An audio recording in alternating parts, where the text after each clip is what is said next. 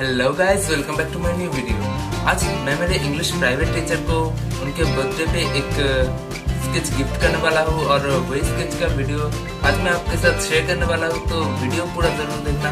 और उन्होंने कई बार मुझे बोला था कि उनका पोर्ट्रेट स्केच कर देने को, पर मैंने नहीं किया। और अब जब उनका बर्थडे आ गया तो मैंने सोचा कि उनका पोर्ट्रेट स्केच किया जाए। और इस पेंटिंग पर वो है, उनके हस्बैंड है और उनके बेटे हैं उनके गोद पर।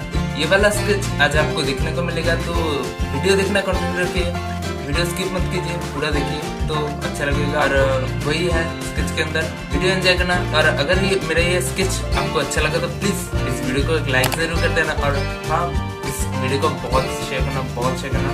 और अगर आप मेरे चैनल में नए हो तो प्लीज इस चैनल को सब्सक्राइब कर लो, उस लाल वाले सब्सक्राइब बटन को दबा के, और इसका बगल में जो बेल आइकन है उसको भी ऑल पे दबा देना, ताकि आने वाले मेरे अगले वीडियोस आपको सबसे पहले मिल सके।